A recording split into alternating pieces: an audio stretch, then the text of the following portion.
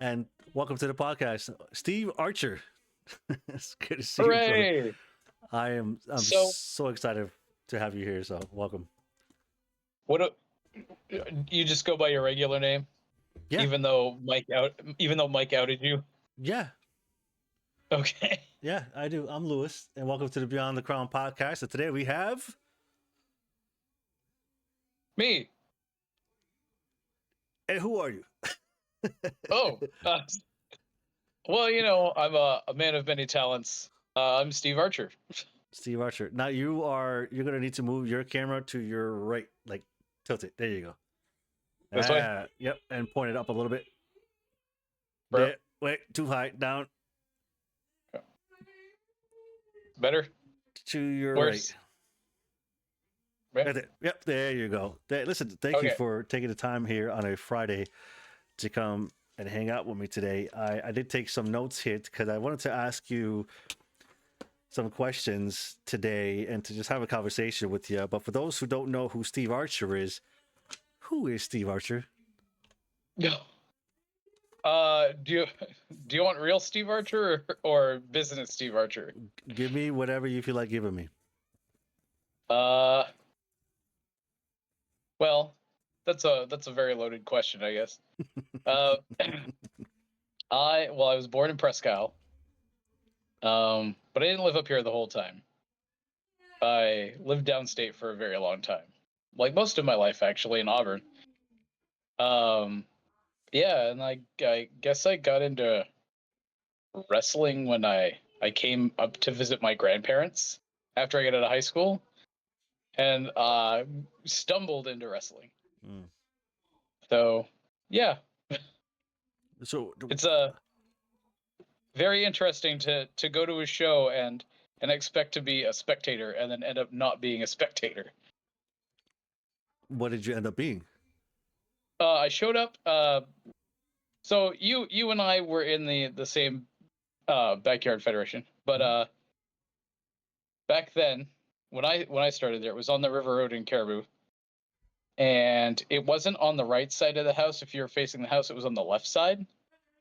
Um, and I showed up with Steve Pelkey, who used to be Unicron, Is he the one who's and he's the one in the band, like he plays an instrument or something? Is that I'm not sure. no? Okay, I just know he was one of the guys in the AWF. okay. Back in the day. I don't remember what his other name was, but he wrestled as Unicron. But I showed up with him to watch a show. I was like just gonna watch one of the shows, and I'm sitting on the lawn, and Chris Anderson is there. You remember Chris Anderson, right?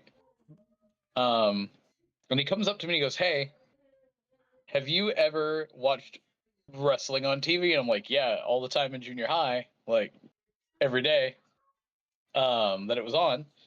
And he's like, "Cool, get in the ring with Chris Little." And I was like, "Who the heck's Chris Little?" So he introduced me to Chris Little, who is the Red Tiger. And I'm like, "Well, what am I doing?" And he's like, "Oh, you're gonna wrestle a match against him." And I was like, "What?" So he's like, "I'll help you through it." So I get in the ring, and Chris is making this big spectacle out of it, like, "Oh, this guy from the audience," and da da da. And he asked me my name, and I was like, "My name's Steve Archer." And then I wrestled a match against him. And it wasn't terrible. I knew a couple of things, but obviously I didn't know like match structure or any of that stuff. Like I just knew some moves because I watched it on TV and I knew how to lock up because I remembered seeing it. Mm. Um, so I faced him for their title belt, the AWF Championship, and I lost obviously. What year are we talking for this? God, that was in. So I came up here in the summer of 2001. I was 18. Mm. So yeah, it was like in 2001. Mm-hmm. Um, And then after I lost, Chris Anderson's like, "Do you want to come back again next weekend?" And I said, "Sure." And then I showed up every weekend for the 2 years that I lived up here before I moved back down to Auburn. And it was really fun. Like I had so many gimmicks. There was like, and we had a big roster, not as big as like later when we were at the other location, but Mm-hmm. we had a big roster, and a lot of guys were just having fun and doing extra gimmicks. Um, So I was working like, I don't know, like 4 gimmicks. Like it was ridiculous. I tag teamed with Butch McDougal Mhm. for a while.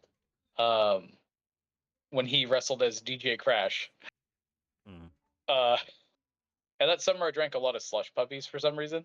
So I called myself Grandmaster Slush, and I wore like a bucket hat and like wind pants and like a bright green fluorescent shirt. And we came out to some hip hop song. I think it might have been like Ice Ice Baby by Vanilla Ice. I don't remember. It was so long ago, but it was just like, you know, like a feel good, fun hip hop song. And then that's what we came out with.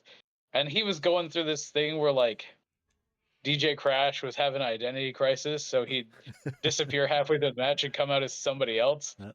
where he would like reach over the rope and tag his own hand. And I'm like, dude, I'm right here. Like, but he was just tagging in this other guy that he was like having the identity crisis of. There's just What a were lot of some of the ridiculous stuff. what were some of the names? Take us to some of the gimmicks you developed in yourself. You Uh, said multiple gimmicks, like because I know yeah, you and I know you're creative when it comes to like coming up with these characters, right. and I feel like you've always kept the Steve Archer name, but you've always added something to it.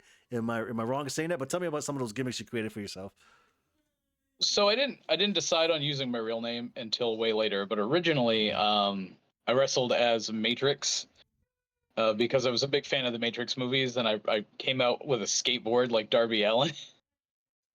um, and I was a face, uh, but I wasn't good at being a face, so I changed my name to Zero, and I was a bad guy. But then I was wrestling as Grandmaster Slush with Butch when he was DJ Crash. So I was a face. I tried to be a face then, but Butch carried a lot of that. Mm. Um, I was this a I was this I, I was this guy. God, what was his name? It was something really weird. I think I took the name of 2 Japanese cars and put them together, and that was my name. And I came out to Mr. Roboto, and I had a tag team partner that did the same thing. So I was like Mr. Mitsubishi Nissan, and he was like Suzuki Toyota or something like that. Was that inspired by South Park? That definitely had to be inspired by South Park, man. I didn't have access to TV then, so I I just came up with it. Um, God, uh, let's see. Back then, that was like that was who I was mostly. But then like when we moved to the other location, um, I was doing a storyline with Jamie Long. I don't know if you remember him or not, I do. but he was wrestling as Deviant slash D Evil, Mhm. and like he was doing a stable, and I was like Saint Evil because my name is Steve, and I was like, oh, like whatever, I'll just take Evil and part of my name and slam it together. I Stevel. had a really yeah, Stevel, like Saint Evil. Um, I had a match against Ryan Karcheski, who was the Machine at the time, and it had rained. And of course, we're outside, and he chased me out of the ring, and I was running across the lawn, and I slid like halfway across the lawn on my thigh because I Mm. slipped. And we ran through the shed, which is where we came out. That was our locker room area, like the big shed with the stage. And I ran up the steps, onto the stage, down the ramp, back into the ring, and then slid across the ring because we had that blue tarp that wasn't like actually a canvas. Mhm. Um, yeah, uh, that was kind of hectic because we planned to do the running part, but I didn't realize how mucky it was from the rain. So I know that uh, I let's mentioned see. that time at the AWF and how people were like, "Oh, that's backyard, that's backyard," and I always mentioned the fact that there was always Yeah, a crowd there at was. these I shows. remember. I remember Nightfall 3. Yep. People parked their cars and used their lights, and then we had the big halogen overhead light that Hmm. was strung between the shed and the tree on that aircraft cable. Yep. Um, I got choke slammed by Kevin Blood, who was wrestling as Jason, Hmm. like from Friday the 13th. Oh, geez. That was the night that I started using Randy Orton's overdrive. And Scotty Vegas was there and was like, "What's that movie?" I'm like, "It's just Randy Orton's Overdrive." Like, I remember I mentioned that. um, I mentioned when they came up yeah, here for that show. Yeah. yeah, we were just messing around and having a good time, and it was really relaxed. But like, the perception back then is like, "Oh, you guys are backyard people, and we're in a building." And it's like, there's not a huge difference. Like, Hmm. we're just not in a building. But we had a huge roster back then, which was crazy. Yeah. I remember at one time we had what, like 20 or 30 guys, 40 guys, something like that. We had a lot of And it was dudes every weekend we were out every there during the weekend. summer, and we always had people there to watch. I had such a blast with you guys during all of that time, You were and Max Extreme. yeah, I was little baby Max Extreme, young guy. Like you said, I was. You came up here in 2001. You said I came up here in 2005. Is when I Yep. came up here, and I heard of AWF. I was looking up wrestling in Maine. Right, I was brand new to the state. I was looking at wrestling in Yeah. Maine, and I came across a website for the AWF, and I was clicking on everything and reading everything, and searched the address. And the address wasn't too far from where I was. I was going to Job Corps at Right. the time, and I would take weekend passes to go with my girlfriend at the time to Van Buren, but then I would get my way to the shows in Woodland, and I went there for Yeah. the first time just by myself. I went there, and you guys were all there, and I met everybody, and I introduced myself and what I was trying to do. I went in the ring and I think I did a swanton and I did a Yep. frog Yep. splash, and right away Chris Anderson was like, "Yes, we want He this was like, "Let's guy. go."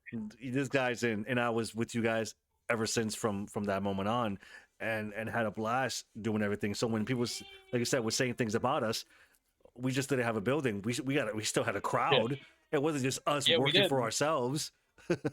No, we had people coming and watching us. People would stop that were driving down the road and get out and watch us. And I uh I had a lot of gimmicks. Like, I don't even think I captured them all because there were so many, but like at some point before I had that at some point before the issue that I left on when I left AWF, I was like talking to Jamie Long, and he was like, "You have all these crazy gimmicks, like da da da da da." And he's like, "Why don't you just focus on one thing?"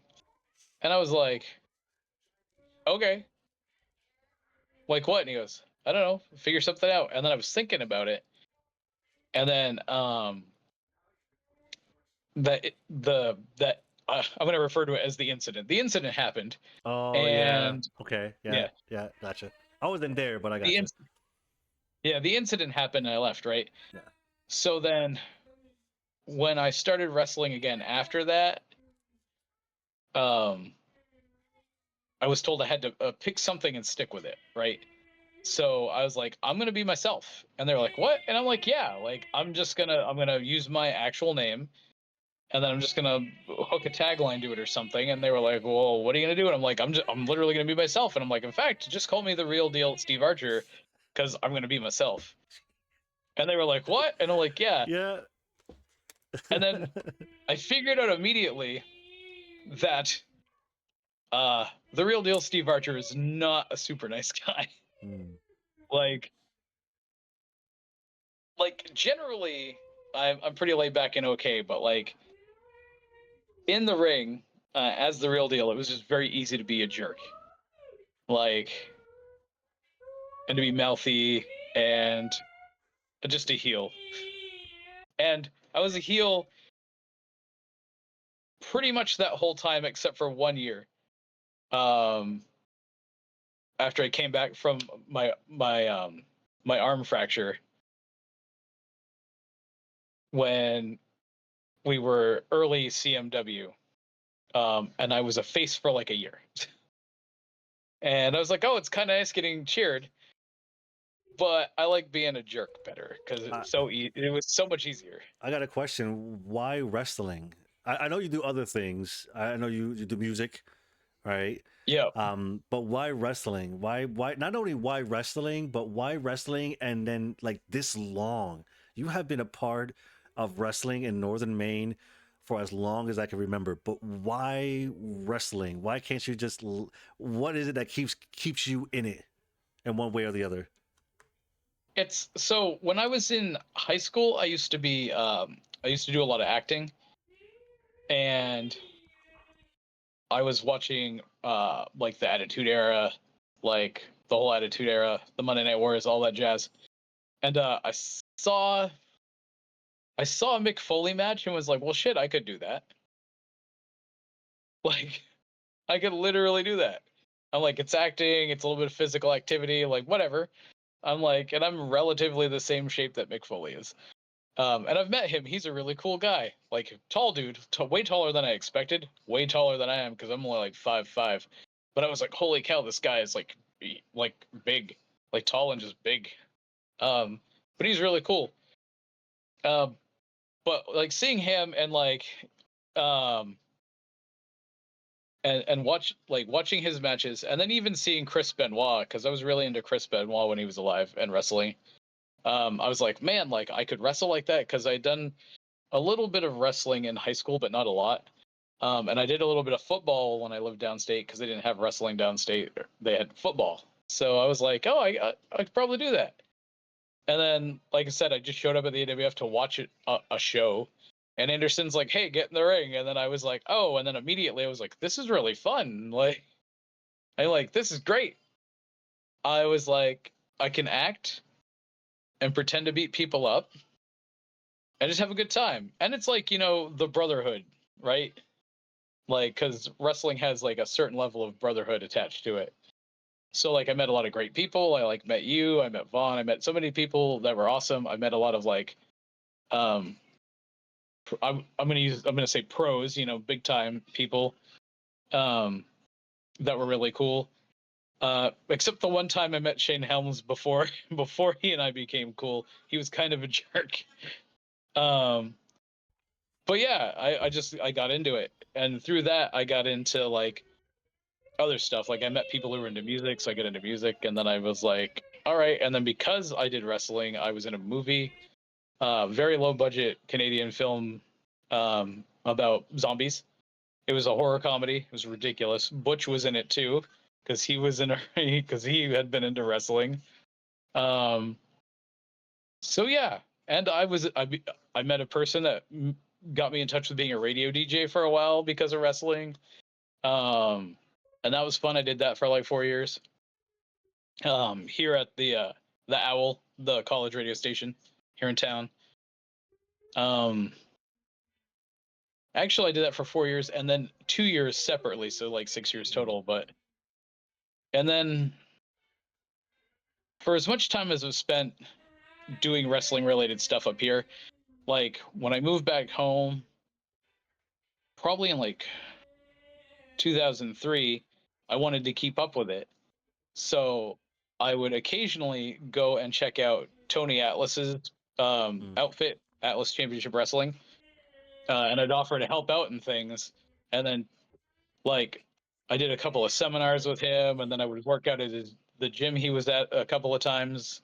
Not like anything extensively, because I have a hard time committing to things, which is interesting for being in wrestling so long.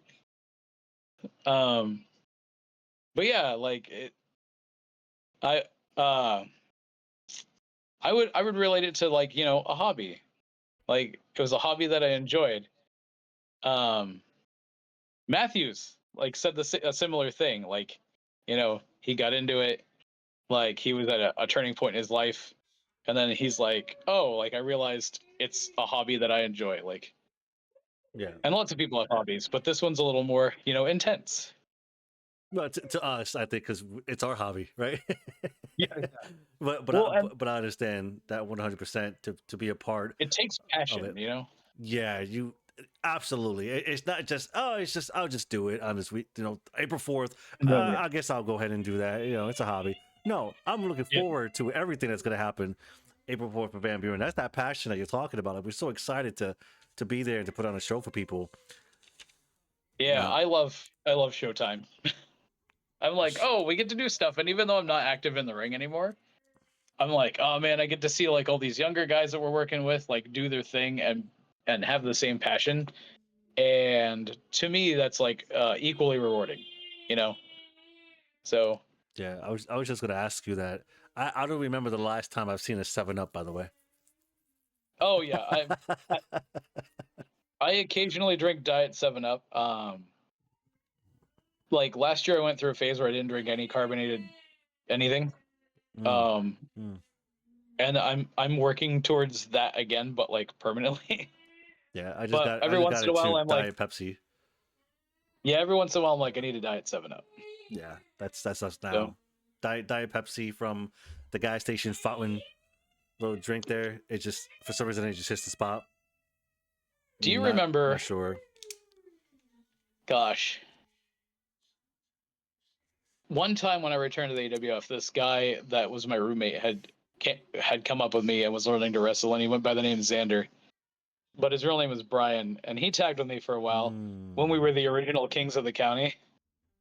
I remember the name. Yep. And Yeah, he did the leaping face buster off the middle rope. Sleeping Face Buster. Like that was his big finish. I was like, oh cool. Like I'm like, this is super easy to do. And he goes, yeah, it's not bad. And I was like, right I on. remember. I remember the name. I'm having a hard time placing him in my AWF Rolodeck. But you worked every promotion up here too, right? You and I have always Yeah, seemed to be everyone up together. here. God, and I went to a battle royal for IWE, but I didn't get to participate because I got pneumonia Ah, the day before, and then I still got convinced to go down and try to do the rumble, but I was like, "There's no way, I can't even breathe." bro, I would have So like, loved now in 2026 to be able to pull up footage and it's Steve Archer in an IWE ring. right? I would have loved to have that. See you in the Rumble, man. That would have been so cool. I was, yeah, I was like, "Oh yeah," like Eric Johnson showed me how to go over the rope because I had never been in a rumble before. Mm, Um, which is weird. They're like, "You've never been in a rumble?" I'm like, "Yeah," and I've wrestled this many matches. And they're like, "Wow, promoters must really like you if they've never stuck you in a rumble." I'm like, "Well, generally, I just go and get the crap beat out of me and lose, mm, and I mm, put their guy over because I'm a heel, like right. whatever." Mhm. But yeah, like I want to do the rumble too because there was like a couple of guys there that were like real, like not really a big deal, but like they were known in our neck of the woods, and Yeah. I was like, "Yeah, this would be cool to work with them and learn some things," but I had pneumonia, so I was like, Yeah. "There's no way." Like, I Oh would not be able to man. breathe. I'd have to.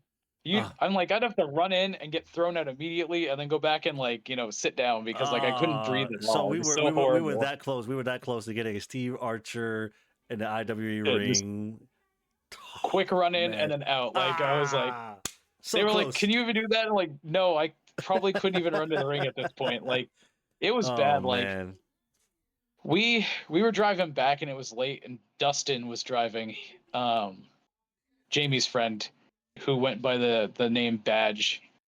Um, but he took us all the way to Canada because he missed the exit for Holton, and then we had to turn around and drive back. And I was asleep in the back seat of the SUV, and I just remember like I was asleep, but it was just like so hard to breathe even then. Like Mm, just like I was wheezing so bad. I'm like, yeah, and it's funny too because originally I just felt a little sick, and I was like, yeah, I probably could still come down, but by the time we got down there, I was just like, no, I can't. mm. Like, I can't function. Man, we were so close that for someone who's been around, and again, as long as you have, Yeah, for someone who's been around as long as you have up here, um, all these promotions that were up here, even some promotions from downstate. Do there you was a lot up here, you dude. see? There was a lot, so that's what I'm asking you here. Is what was some of the similarities amongst all the promotions up here that you've worked?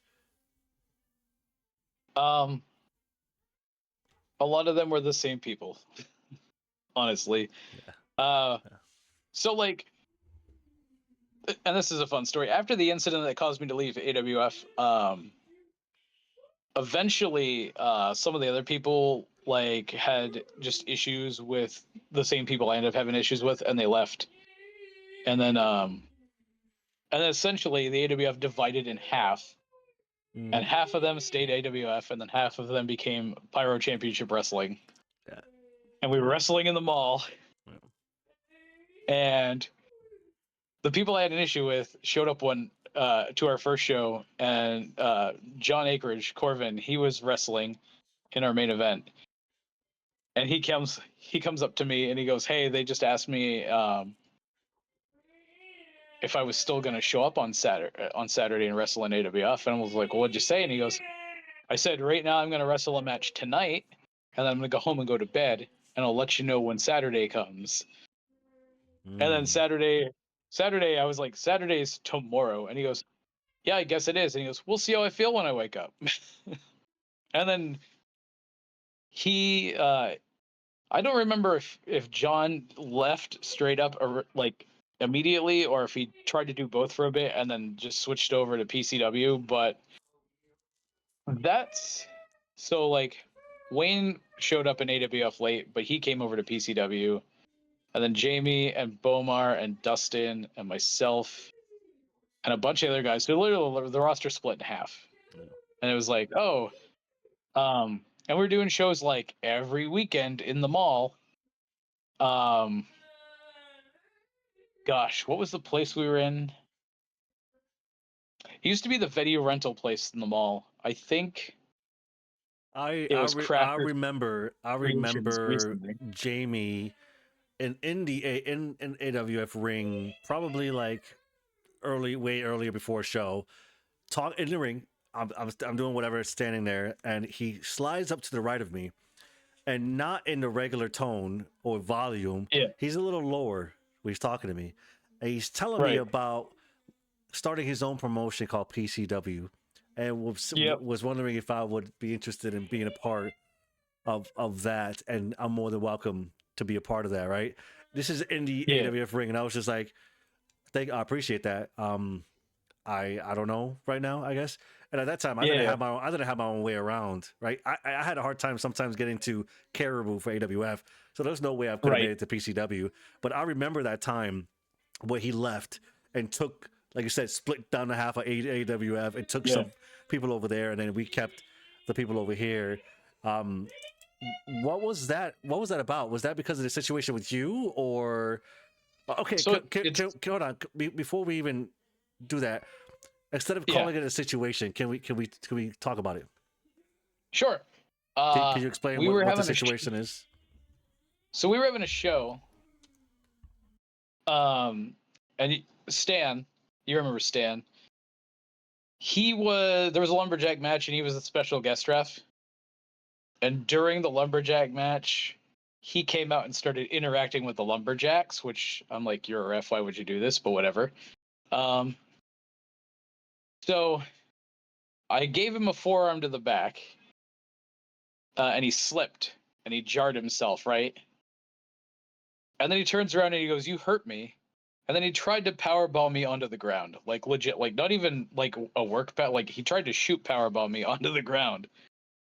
So I got out of it, and I stopped him, like, "What the hell, man?"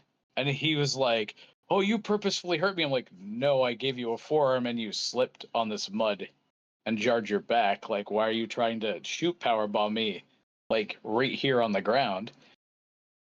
And he was kind of being indignant, so I just said, "You know what? Fuck you." And then I went and I got my audio equipment, and I left. But on the way to Odie's car, you remember Pat Downen, Odie? On the way to his car, Stan's wife was like, "He just told me to fuck myself," even though I was talking to Stan. His wife heard it and assumed I was talking to her. So then Stan like runs halfway across the yard with his arm extended for a clothesline. And I'm like, "What is this guy doing?" So I literally just like, I let him like bump into me, and I kind of just like took it. And I was just like, "All right, he's like literally gonna try to beat my ass. I'm just gonna like lay here and let him do whatever he wants, because I'm not gonna be the aggressor." And then Butch threw himself on top of me and told Stan to stop it. And then I left, and the next weekend they got in the middle of the ring and said that they had fired me, even though I was like, it, they view the AWF as like a social club, right? It's not like we were employees there. Like, so they were like, we fired the real deal Steve Archer, and I saw video footage of that, and I was like, well, that's ridiculous. Um, but then when Jamie approached me about PCW, I was like, aren't you with AWF? And he goes, no, like, uh, Stan and Kevin have kind of just taken over the show, and like, the whole thing started with the incident with you and Stan, and a lot of people are just unhappy there. So I'm like gonna start my own thing, and I was like, oh, cool, I'm in, like, whatever. But it's funny because when I was working at Walmart, Stan came into electronics, and we buried the hatchet. So he was like, that was so long ago. I'm like, right? And he goes, I didn't remember what happened. And I explained it to him. He goes, oh yeah, like, I'm sorry about that. And I'm like, yeah, no problem, man. Like, no hard feelings. I know that I was going to mention that to say, yeah, that the hatchet had been buried since then, because I've heard of the situation. I wasn't there, and then I Yeah. heard of the burying of the hatchet the years later, and I was very happy to hear that that was over with and no longer a thing. Stan still he shows up some shows still, and Yeah. it is always good to see him when he's at a show, because it brings me back, and I'm sure it definitely brings him back, and it also makes him happy to see that we're still doing this. I can see it Right. in his face that we are something that he could brag about. Say, hey, I used to work with those guys, and they're still going. You know what I'm saying? So that's great Yeah. that Stan is still around there, and Well, and when we maybe did, I'll get him on the podcast. You know, so that would be cool. When we did the reunion show, I was just like, man, I'm glad I buried the hatchet with Stan, because if I hadn't, this would be super awkward. yeah. You thought about that? Other, I didn't even think of that.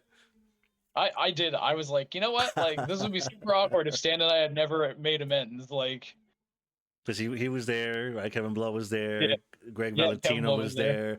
there. Well, and I didn't harbor any ill will towards Stan. Initially, I was like, f these guys. But at the end of the day, I was just like, you know what? It was a misunderstanding, and it was just handled poorly, and I was young, and like, Yeah.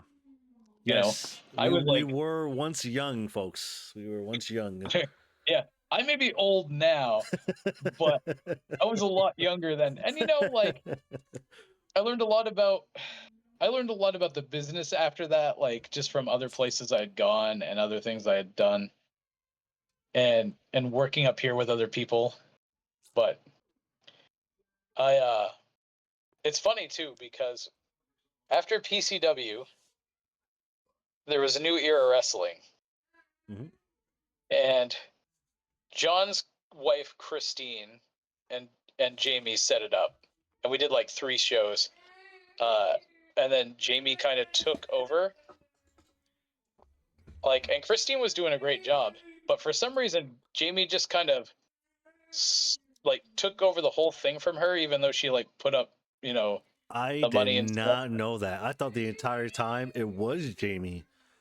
Yeah, it was Christine was in charge, and by the 3rd show, Jamie and Bomar and had kind of just taken over, Oh, and she walked away. mm. And when she walked away, it collapsed. So we had 3 shows as that company. Like, and I made 2 of them. I remember Like, that. the third one I couldn't get out of work, from Walmart. Like, Uh, they scheduled me to work even though I asked for the day off, so mhm. I couldn't even be at the last show. But 3 shows, and then it was done. I did. I did a show at Presque Isle at the college in Umpy, and the only thing I was asking them for is if I could get some gas money to get my back to Van Buren, right? Because I'm broke. Yeah, I'm broke boy. I'm a young boy. And so he gives me money, and Butch gives me a ride to Caribou, where my ride meets from Van Buren to pick me up at Caribou, and that's how hard it was for me to get a ride at that time. And then as we're driving, Butch is driving me. He gets a phone call, and it's Bomar making sure that the money that they gave me, that he's gonna get yeah, gas money for bringing me. Like, they did not want to pay me shit. And I was like, I yeah. just gave Yeah. you a great match for 15 minutes and you won't give me Was that gas money? it at when NEW was going? Yeah, Was NEW. that the NEW college? So I NEW faced college. Yeah. John in the opening match of that show, and I got booed so hard. That's my favorite match. Out of all the matches I've ever had, that's my favorite one. Mm. Because I was supposed to face Bull Moose Calhoun, with Oh Little yeah, Moose Houston, and Bull Moose yeah, didn't make it up because he was like sick or injured or other. yeah. I'm remembering now. Yeah. And Jamie's like, "I'm sorry, we gotta cut your match. Like, I don't have an opponent." And John's like, "I'll face Steven." And Jamie's like, "You're supposed to be in the main event." John's like, "I don't care. Like, I'll Mm. face Steve." And I'm like, "You're sure?" And he's like, "Yeah." And when we're done, he was like, "That's the best match I ever had." Eric Johnson was there. Um, oh, I got to talk about this match because it's my favorite one. Yeah. Go So ahead. obviously, I'm being the heel. I'm the real deal. Christine is coming out to introduce the show, and I come out and I grab the mic from her and I cut her off, and I'm like, "Get back in the locker room and make me food." Mm. I'm like, "Get back there and make me a pie." Like literally, just cut her right off. And then I start trashing the town, and people are mad. And this woman yelled something at me, and I turned around and I'm like, "Man, if I'm Barney, you're a Clydesdale horse." And she tried to get in the ring. Like, she had to get stopped by a badge who was the security guy. And I'm like, "Oh my God." Like, people were mad. Like, people threw stuff at the ring. I was like, "Holy cow." Vaughn was in attendance at that show, but I hadn't met Vaughn yet. Mm. Um, but he was like, "You made people so mad." I'm like, "Yeah." Like, so John's doing his entrance. He's up on the turnbuckles, because he comes into the sickness, and that's what he does. He goes up to on all four Mhm. corners and puts his arms in the air. And I run and I just hit him like straight in the back and I knock him like down. I'm like, bam, and I just take it to him like I'm going crazy. I'm just like hammering on him and hammering on him. And then he made a little comeback, and then I started beating him down again. At one point, I'm just kicking him like around the ring in the ribs, and I'm yelling at this little fat kid in the audience, and hey, I'm like, "Hey kid, hey little fat kid, do you want this toothless redneck to go home and be your daddy? Huh? Mom, take him home. Have him be your kid's daddy." And then he like pushed his face into the mat. And John was like, we had been talking about the finish backstage, and he's like, "What's the finish gonna be?" And I'm like, "Oh, reverse the overdrive." And he's like, "How do I reverse the overdrive?" I'm like, "Slap my leg away or some shit. I don't Mm. care, but like do that and then give me the Corvin cutter." The cutter. So I throw the leg up for the overdrive. He slaps it away, and he hits it like he hits my leg hard enough to spin me back the other way. And then he grabbed me and just dropped me, and I was like, "Yeah."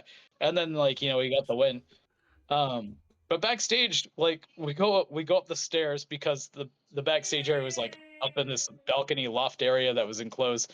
We go up the stairs, and first thing Aaron Johnson says to me, he's like, "Were you supposed to win that match?" And I'm like, "No, why?" And he goes, I spent the whole time watching that match thinking you were supposed to win because of like how much stuff you did to John." And I'm like, "That's a good news. That was great." Yeah, that's good. Because like we went in there, I just kept on John like nonstop, and I would let him get a little bit of stuff in, but then I would shut him down. And like we got to the spot where he was gonna have like his hope spot, and he started it, and I was just like, "Nope, boop, done." And then we got to the part where he was gonna do his comeback, and I'm like, "Nope." I cut him off halfway through his comeback Mm. because I was just being a super huge douche, and I was like, "No, done, boom." And then he's like, "What?" And I'm like, "No, like the finish is your technically your comeback, right? Because Mm-hmm. I want people to think that I'm gonna best you, Mm-hmm. and then surprise." Um, but yeah, that was like one of my favorite matches. Um, that was like I've always been a pretty good heel, but that was the most heat. Like that was the most hated I've ever Mm. ever been in a ring. That's awesome. Aside from the purge stuff, No, that's but that's that's great to hear that you were able to experience that moment uh, with the heat. And even my thing is kind of like if you can get the boys to think one thing and you do the other thing, like if you can hook yeah, them, that's always a good thing for us, right? That we fucking got the boys. That means we did a good thing, a good job. I thought it was I thought it was great. Um, but that was the first out of those three shows, and then like I said, they outed Christine. They like forced her out, and then she's like Mm, done. yeah, The yeah. second show, I faced Eric Johnson in Caribou, and I was having an allergic reaction, and I took some antihistamines, and I was like almost like out of commission. But Eric's like, "No, I'll help you through the match." And I'm like, "All right." He's like, "Because I know you're kind of disoriented from all these antihistamines they got you on." And I'm like, "Yeah, Oh, yeah, okay, thanks." So Eric's in the ring with me, and he's like, before the match, he's like, "I do a leg lariat." And I'm like, dude, you weigh like 400 pounds. How do Mm-hmm. you do a fucking leg lariat? He's like, no, I do one. And I'm like, all right. Like, he's like, when you see me jump up, just keep going. So in the match, he's like, leg lariat. And I'm like, all right. He whips me off the rope. I'm coming back. And then when I see him jump and I see his thigh like level with my eyes, I kind of like froze. I was like, oh crap. Like he wasn't joking. He does a leg lariat. So I like didn't run all the way into it and he kind of half landed on me. And I was like, no, you're good. I didn't get hurt. And he was like, were you stunned? And I'm like, I didn't believe you. I went with it. And then I froze because I was like, oh, he's not kidding. I'm still This stunned huge man is now. doing full on leg lariat. Like for a big man, Johnson can work so good. Yeah. I was like, man, and we had a good match. And afterwards, he's like, I appreciate you like still going through it. And he goes, but man, you had no business being in there tonight. And I'm like, yeah, Mm. no, I agree with you That's entirely. one thing about him too, Like, is that he's such a safe worker. yeah, he was so So good. safe, so safe to work with. We're talking about, and right now we're kind of just going through like your highlights of your career right now.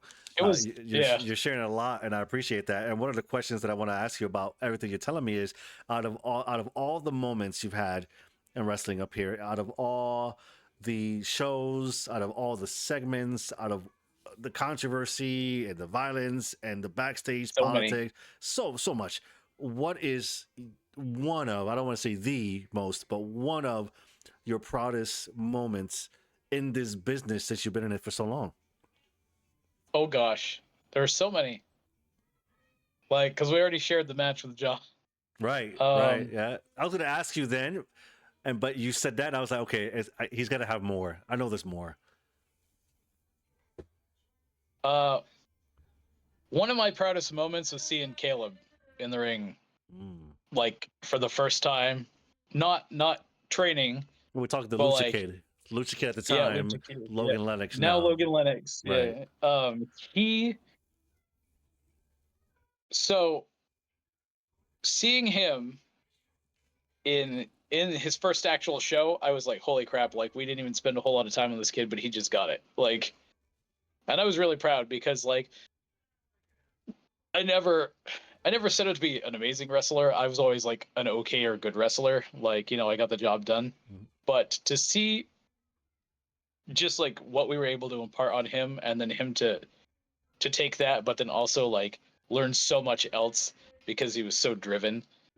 And then I was like, man, like I can't wait for him to be in his first show. And then he was in his first show, not like that the battle royal he did, but like his first actual match. Mhm.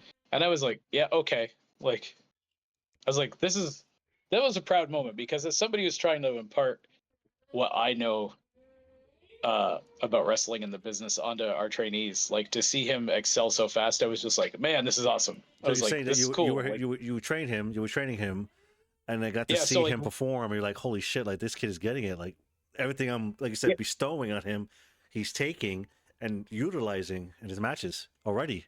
it was it was great because like he'd already been practicing stuff with his dad on a trampoline, which is crazy.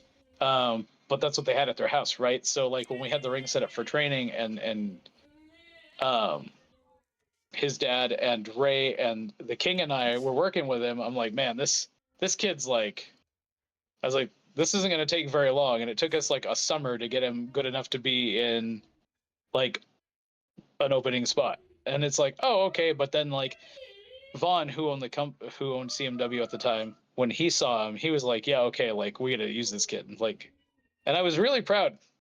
Like I'm proud of all our trainees, but just like how fast he was because he was like he's the only trainee at the time that is still around, Mm. like from that period. And to see what he's done, like he went to Pennsylvania and he's worked a bunch of dudes and he's gone other places in Maine. And it's like, oh, like, he hasn't stopped learning.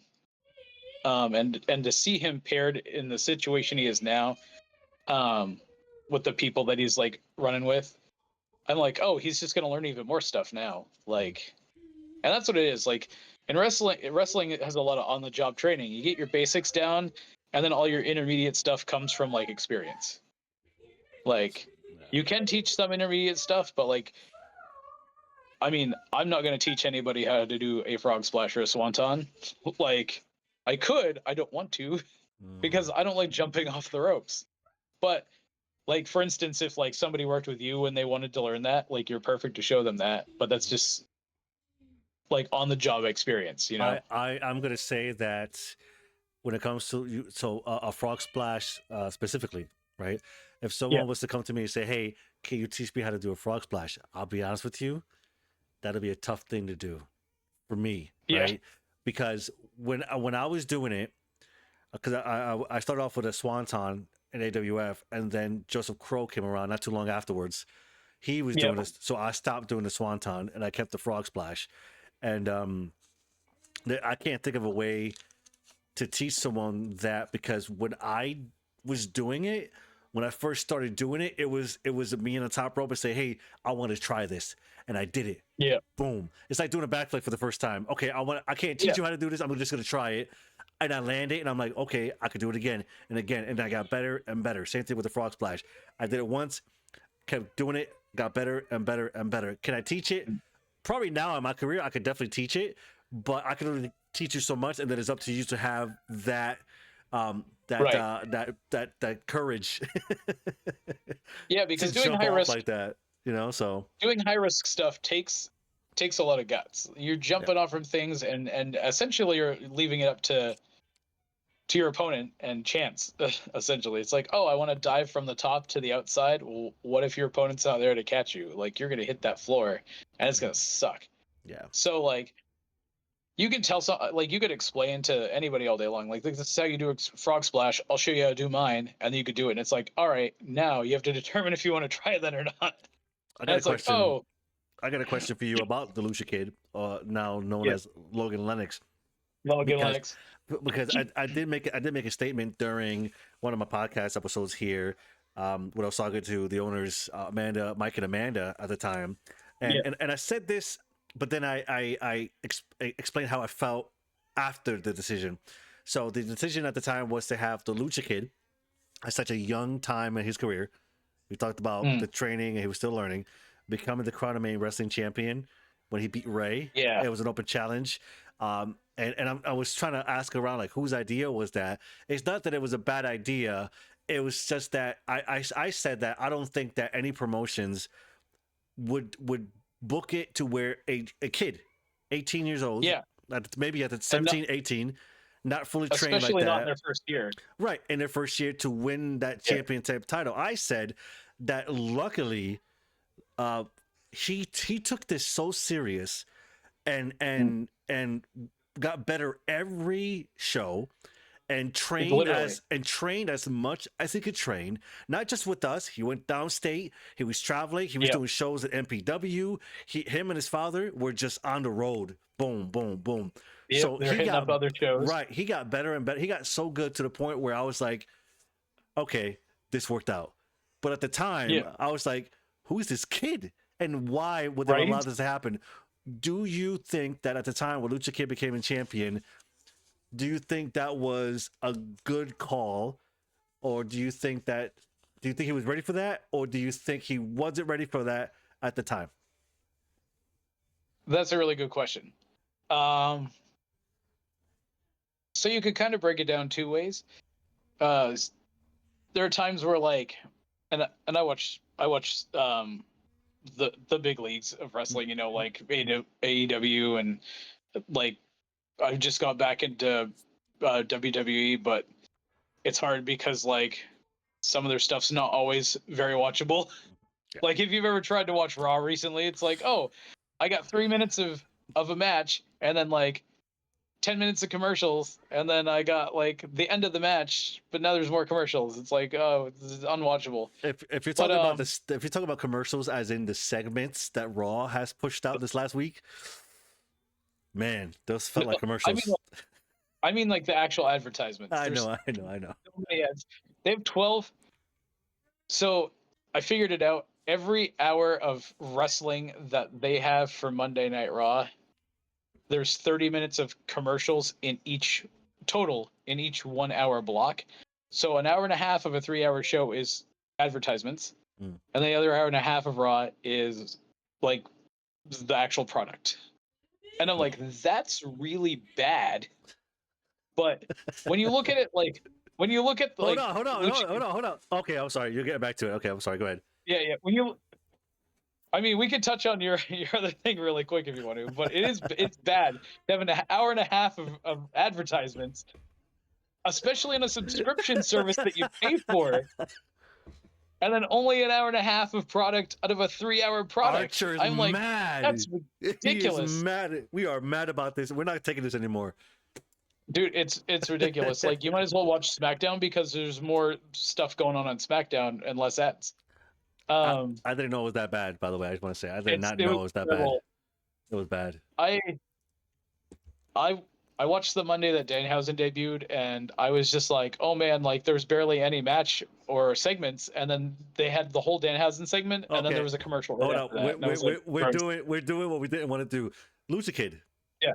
So Lucia Kid, we're getting off topic. So you can look at it two ways. So like nowhere, anywhere that I know of is gonna put a trainee that's only had a year experience in the position that Lucha Kid got put in.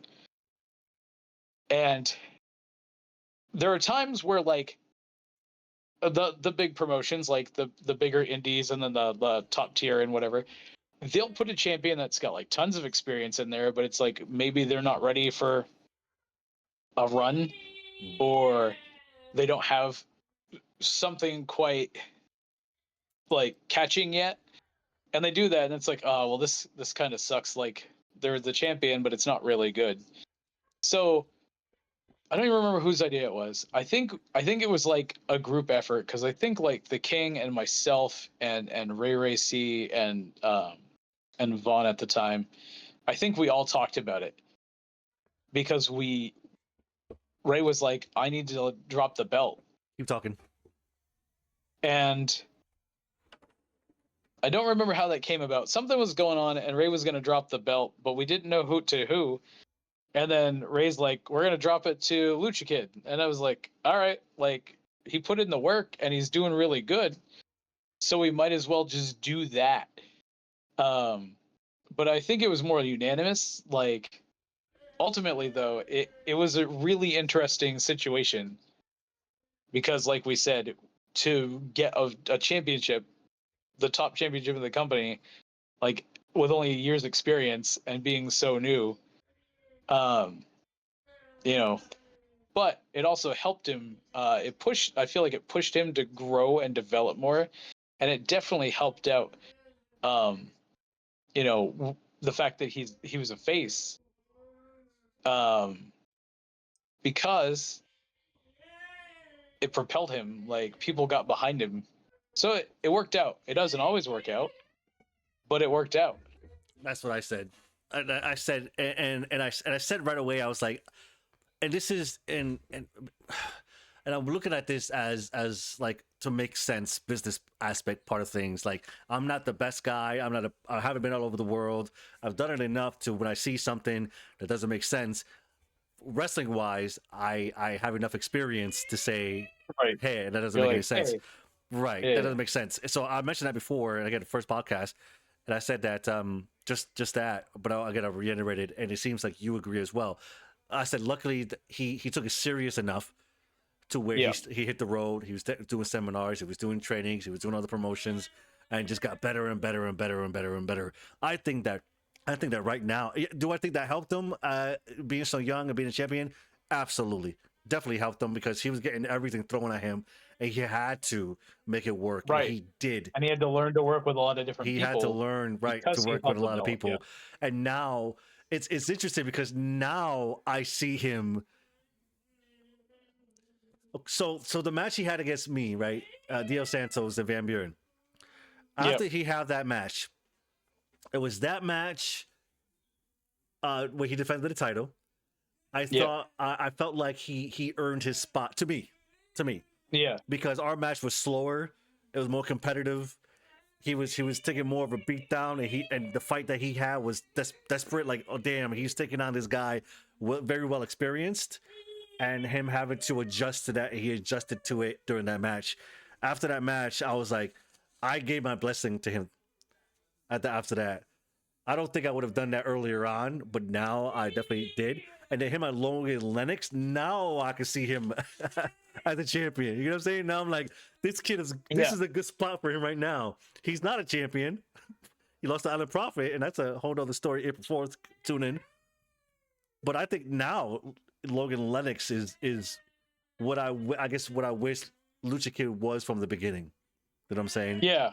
So, But I, like, it's development, right? yeah, You start somewhere and you grow.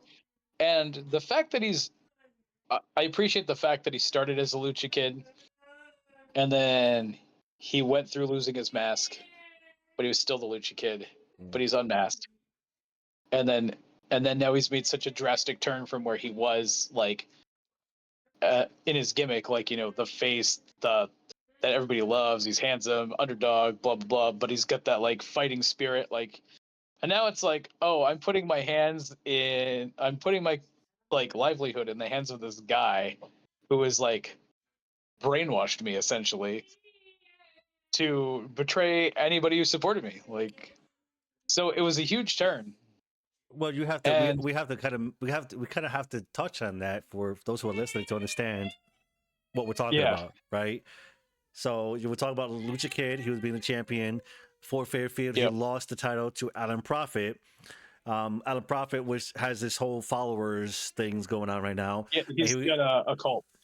he's got a cult. Earlier in the show, Alan Prophet tried to have Lucha Kid join him, and this is in front of his father, Wyatt Holiday, and they weren't Yep. having it. Lucha Kid loses the No. title to Alan Prophet. Um, New champion. And it's interesting because he stopped caring about the title for that moment, and we're right back to Lucha Kid. Join me, Yeah. join me. So he saw something in Lucha Kid. Wyatt Holiday comes out to try to stop that from happening. Lucha Kid hits Wyatt Holiday with the title, joins Alan Prophet. New attitude, tough, Yeah. tough. He's like his dad. Okay, Yep. I talked about Wyatt Holiday with Mike and Amanda at the first podcast. I said Wyatt Holiday has so much heart, the biggest fighting spirit out of anybody I know. His Yeah. son Logan, same thing, Same thing. Fighting same spirit. thing, fighting spirit. Could you see how do you think that transition worked out from being the Lucha Kid, the fan favorite, and now he's new attitude, new name, like Right. you being there from the beginning? How do you think of his transformation is happening? Is going? So it was a really great shift in his mentality.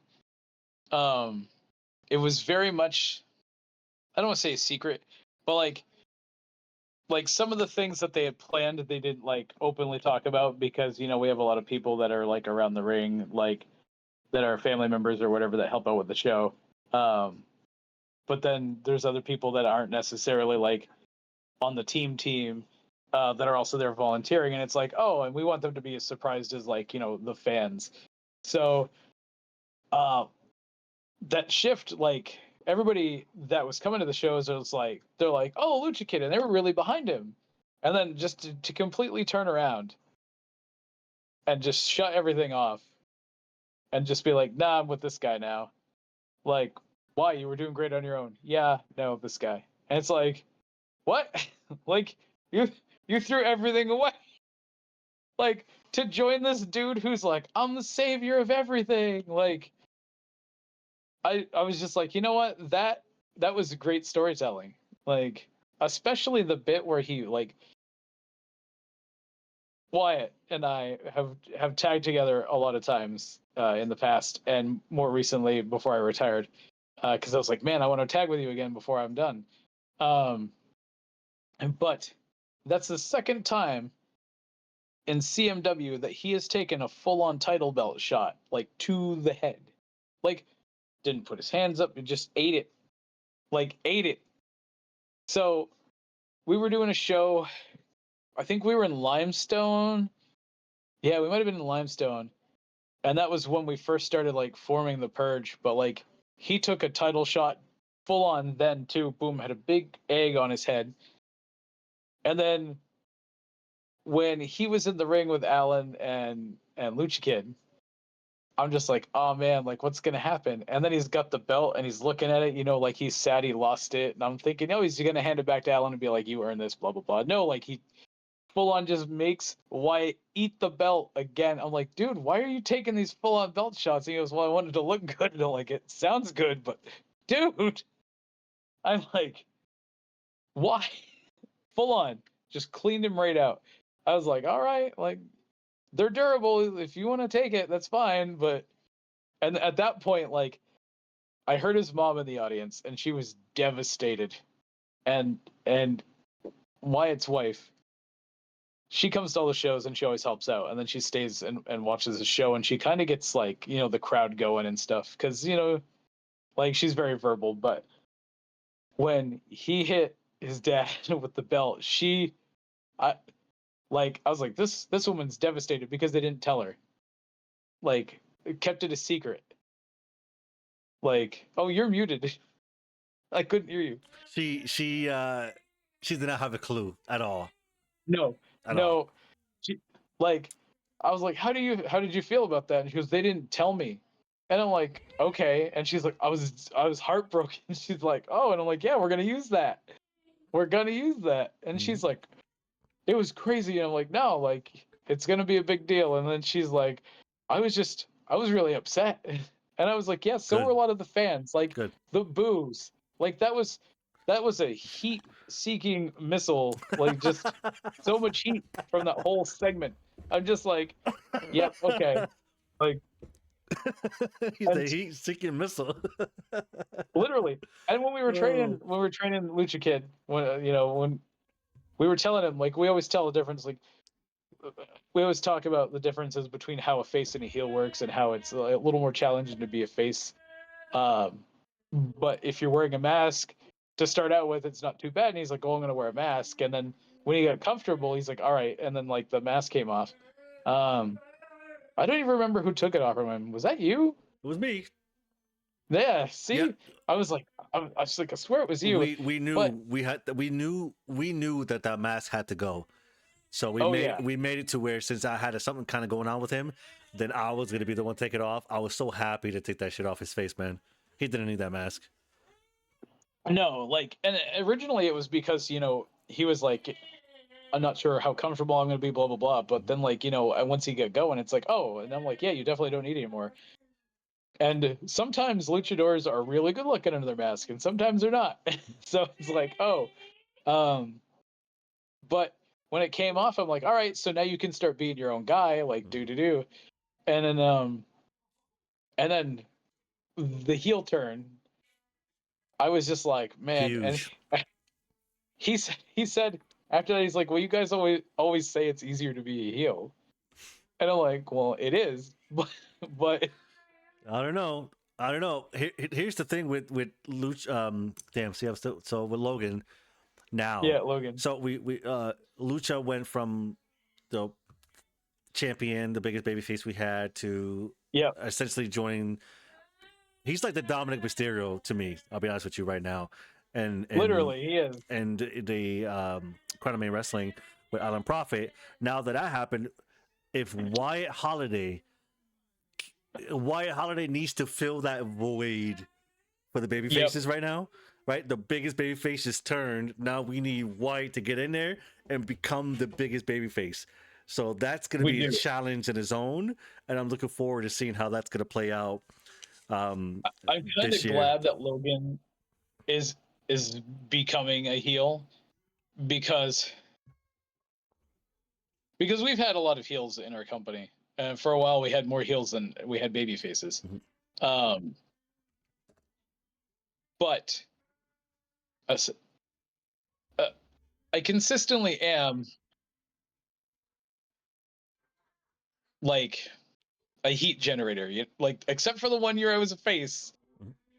and that's a whole different thing. But like when we started the purge thing, I told Vaughn at the time, or Jacques, I was like, hey, like I want this to be my last thing I do. And he's like, yeah, I'm right behind you. Like I'm not gonna like stay in the ring much longer either. And he goes, but I want to be a face before I retire. And I was like, oh, I got you. Like no Mhm. big deal. And he's like, what? And I'm like, no, like, do the purge thing. Like, you're gonna be like, this is what we'll do. And he's like, no, they won't cheer for me. I'm like, no, they'll cheer for you. So we did like the hardcore show at Whitmore Edgecombe Farms, and he and I faced each other, and it was kind of like people were booing him, but also cheering him, and then people were booing me, but also cheering me because it was two different types of heels going against each other. But when we were done, he's like, I don't know, like you got your work cut out for you. And I was like, no, like it's fine, like stepping stones, right? Like this is the first stop. Like by the next stop, we'll have you like getting even more cheers. So we did the whole purge thing, and I wanted to do more with it, but like just Hey, timing and stuff. I was a fan of the Purge, by the way. Like I was a I fan wanted, of what the Purge. I was a fan of what I was hoping the Purge was going to be. You know what I'm I saying? wanted to do so many What's up? things, because I always get these big ideas, and I'm like, oh yeah, we do this. But by the time we were done, so when we were setting up the 5-on-5 match, or it was supposed to be 5-on-5, ended up being 4-on-4. But when we set up the 8-man tag, Chad Casanova was like, "Are we coming out to our own music?" And I was like, "No, I got a music for team. I've got music for Team CMW." And he was like, "What?" And I'm like, "No, you're gonna love it." So I played Signal Fire by Killswitch Engage, but I recut it. So when I recut it so that it was timed, so that when they were all in the ring and on the turnbuckles, Jesse Leach is saying the signal fires a light, which was timed so perfectly. I don't think I could have timed any better. But I'm not everybody familiar was with the song. blowing up for them. Can you sing a couple lines of the song? I'm not familiar. Do you want me to sing? You want to sing a couple of verses, a couple lines? So, briefly, that song features Jesse Leach, who's the original Killswitch singer, and Howard Jones, who was the second Killswitch singer. But then Howard left and Jesse came back. But then they did that song together. Um, but the song is essentially about rallying, around a cause. And you put me on the spot, so I can't remember anything from it right now, other than when they're like, the signal fires a light. You're in a band. I But thought you could just bust it out real quick before, you know. yeah, sometimes. But when they hit the end of the chorus where he's like, the signal fires a light, like everybody cheered, like the crowd was like cheering, and I'm like, okay, like they got a huge pop, and I'm like, this is perfect.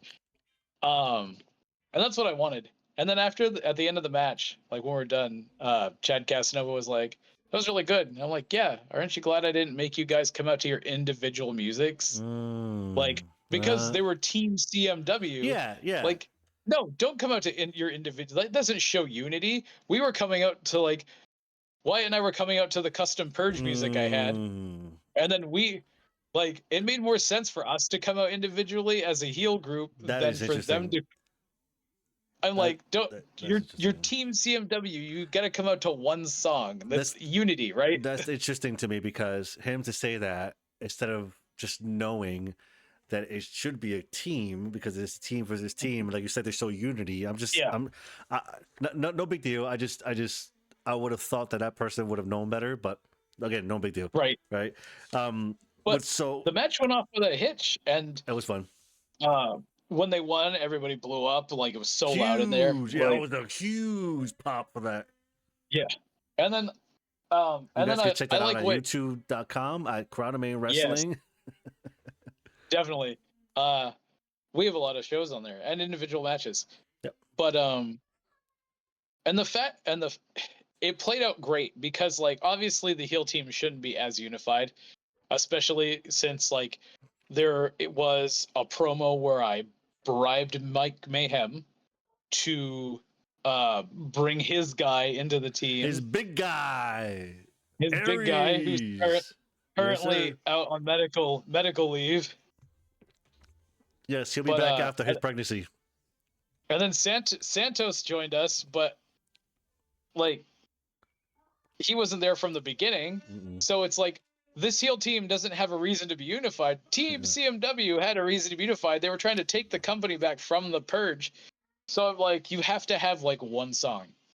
Yeah. Like Yeah. you have to come out to a team song. Like Oh, don't forget that Team Purge came out like a team. We came out.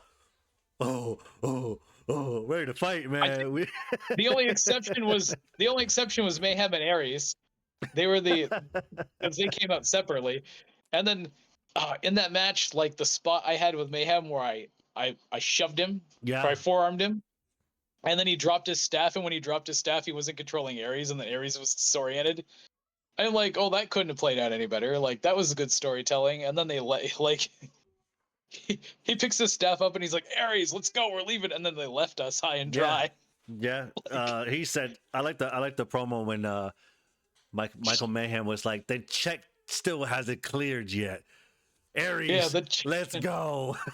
yeah, your check didn't clear yet. Let's The go. same check that we have footage of you giving to him in the first Yeah, place, he still hasn't cleared.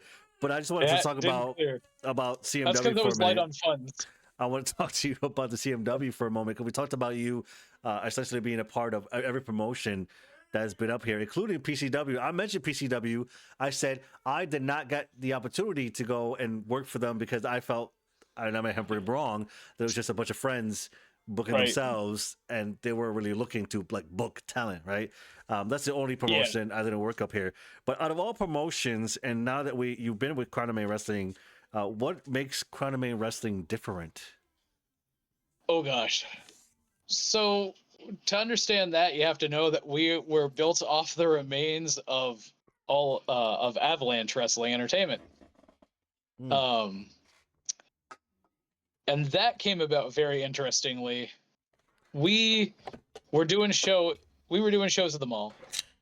The owner didn't pay the owner of the mall the rent money.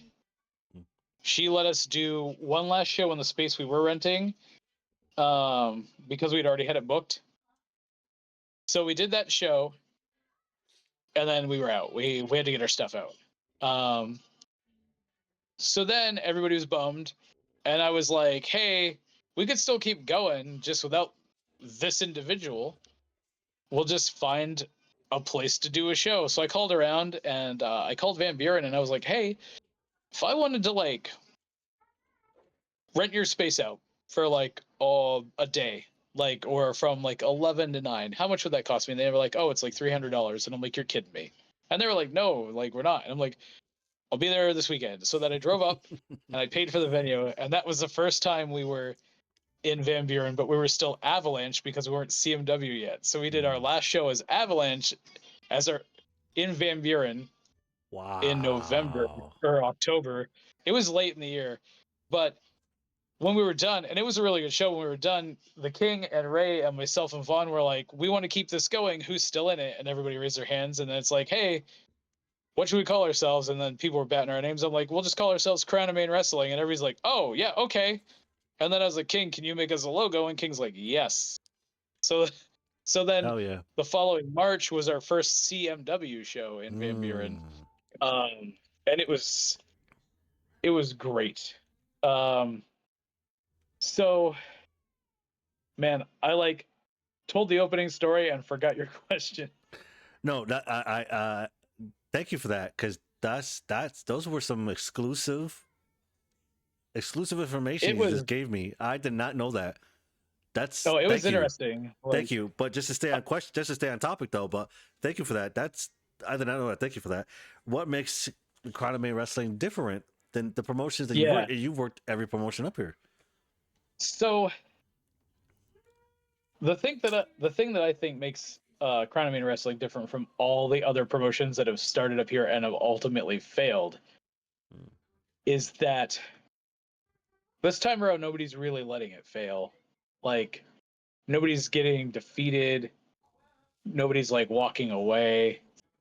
And I'll admit there's a couple of times I almost walked away from Avalanche, and a couple of times I've probably almost walked away from Crown of Maine Wrestling because I was like, this is bullshit. Like I just need to take a break. But ultimately, like nobody has let it fail. Um, when we were having issues with figuring out who was going to take over, when Ray Racy and Vaughn were like getting ready to just not be as hands on with the company because it was just like they were overloaded with stuff. I was like, oh, and then Mike and Amanda stepped in and they were like, hey, like we just started here, we don't want to like let it go yet. Mm. So the fact that nobody wants to let it die is what makes it different than all the other ones that have started up here anyway, because there's been like there's Yeah, one, you go through the two. list. Yeah. So this is the 5th promotion up here Yep. in northern Maine, and we've stuck around the longest. Um, aside from the AWF, Mm-hmm. which was the original backyard fed that was up here. Well, so like we stuck around the longest out of the promotions that have been in buildings, Mm-hmm. and we're the second longest total out of the 5. Um, because when I started in the AWF, which was in 2001, they'd already been doing stuff since like 1991 or 3 or Yeah. something like Yeah. that, Yep. Yep. That's right. and and it didn't stop doing stuff till like 04 or 05 or maybe even after No, that. I no, don't really no. know, but 2000. So I had 2 years with AWF. I I I was with them in 2005 as like a new guy. 2006, I graduated. I started to go over there. 2008. oh, okay, so yeah, from like early 90s to 2008. Because So that's when I started going downstate. Is after they it's closed. AWF is the longest running promotion of the 5. We're the second longest out of the 5, but we're Mm. the longest one that has been, you know, not considered backyard. Yeah. Yeah. Nope. Absolutely. Yeah. Absolutely. Um, which is crazy because I've seen clips of other backyard feds where they got people in there that should be working at feds that are indoors or Yeah. trying to travel. I'm like, oh, these guys are doing so good. Like, why aren't they, you know, why aren't they moving on up? But like, sometimes it's just like, oh, this is the boys' club. Sometimes. It's just like All the time bunch of is bunch doing of what you people that did. know each other hanging out. But Show up to the shows and help with the ring, and I volunteer to yeah, do anything, and then jump in the ring for seminars, and like you gotta put in a little bit, right? If you can't get in, you gotta pay a little yeah, bit, right? You gotta pay. You got the seminars so people can see you, right, and see how you can work. yeah, I was able to work Wesley Pipes off of a seminar. yeah, It was dude, I remember that. he did a seminar, and I was a part of it, and just off of that, he was like, I want to work this guy. I know it's Right? like, oh shit, hell yeah, let's go. And still, like, one of the coolest accomplishments that I've done is to take out Wesley Pipes because he's all over the place right now and has been for the last Yeah, few years in Canada, here in the States. Um, so that's I want to thank you very much, Archer, for being here and dude, to we've been join on this this for a while. and to be here in the podcast today. Thank you very much for that. Archer and I have known each other for, and when it comes A to long wrestling, time. for a very long time. So it's always good to see Archer. And him and I have butt heads at moments in promotions, but it's gonna Yeah, happen when you're together, like how we are in these promotions for so long. Um, right. so that's it. I don't like to do shout outs at all or socials, but I would like for you to. I like for my guests to give um, Like a tip. like a tip, a hint, a Yeah, motivational, inspirational quote, or something you could give to people who are looking to get into the business, or people who may just be in the business but just need a little bit of a pick me up. right. So when I started, I had no clue what I wanted to do. That's why I had all those gimmicks. You're not going to figure it out right off. It's going to take a bit. And if you're really passionate about the business, you're going to stick with it. And you're going to go through those trials that you're going to have and your tribulations. Like you said, people are going to butt heads. But at the end of the day, like if you're talking to a veteran or another new person, like be respectful because they might have something to show you. Mm, They might not, but chances are they will. So that's my advice. appreciate that. Always be That always be willing to learn, like at wrestling, because you're never done learning in you wrestling. could never Ever. stop learning in the business. No. a Steve Archer. I am Lewis, and this has been the Beyond the Crown podcast.